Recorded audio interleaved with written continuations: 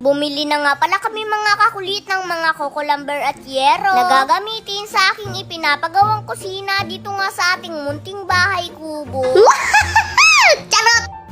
Kaya naman ngayong araw nga na ito mga kakulit dahil bubuuhin na nga ang aking ipinapagawang kusina dito nga sa ating munting bahay kubo. Bumili na nga pala ako mga kakulit ng ilang mga materyales na gagamitin nga para dito. Sobrang nakakatuwa nga mga kakulit dahil simula nga ngayong araw na ito.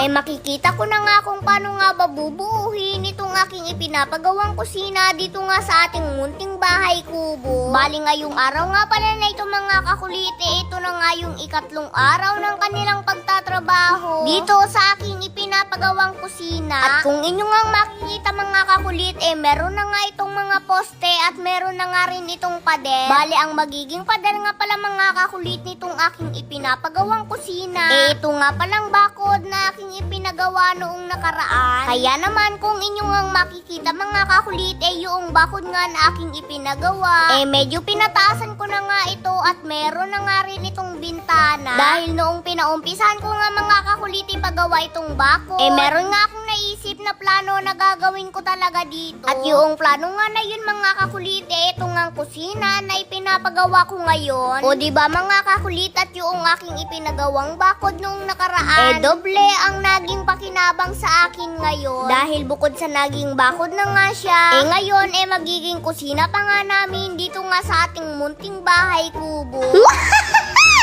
So bali ngayong araw nga pala na ito mga kakulit dahil napakaganda nga ng panahon ngayon dito sa amin. Kaya naman isinama ko nga ang aking bunsong kapatid dito nga sa ating munting bahay kubo.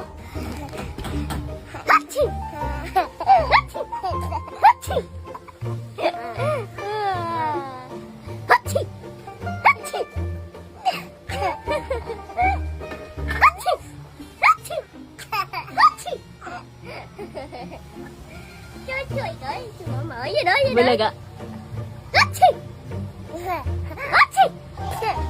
O diba mga kakulit, at sobrang saya nga ng aking bunsong kapatid ngayon. Buti na nga lamang mga kakulit at ngayon ngang araw na ito nakisama nga ang panahon. Kaya naman naisama ko nga dito mga kakulit ang aking bunsong kapatid sa ating munting bahay kubo. Para naman makita nga niya kung ano nga ba ang aking mga ipinapagawa dito. So bali ngayon nga pala mga kakulit dahil natapos na nga palang gawain ito ngang bububungan dito nga sa aking ipinapagawang kusina. Bumili na nga pala si Papa ng mga yero na ibububunga dito. Bali itong yero nga pala na ito mga kakulit na binili ni Papa, hindi na nga pala yung ordinary na yero lamang. Dahil ang pagkakaalam ko nga mga kakulit dito nga sa biniling yero ni Papa koloro. At sa pagkakaalam ko nga rin mga kakulit napakatibay nga daw na pangbubong nito. Dahil mga kakulit bukod nga sa meron na nga itong pintura medyo makapal na nga rin ito. Medyo may kamahalan nga rin mga kakulit kapag presyo ang tatanungin. Pero ang mahalaga mga kakulit magiging matibay naman ang bubong nitong aking ipinapagawang kusina. Hindi kagaya ng relasyon ng iba na hindi pa nga tumatagal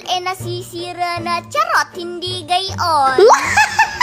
So bali ngayon nga po pala mga kakulit mamimili pa rin nga po ako ng mabibigyan ko ng gift basta't mag-follow, like and share lamang po kayo ng ating mga video. At syempre abangan nyo na nga rin mga kakulit kung ano nga ba ang kakalabasan nitong aking ipinapagawang kusina dito nga sa ating munting bahay kubo. Dahil ngayon ngang araw na ito naka-color up na ito.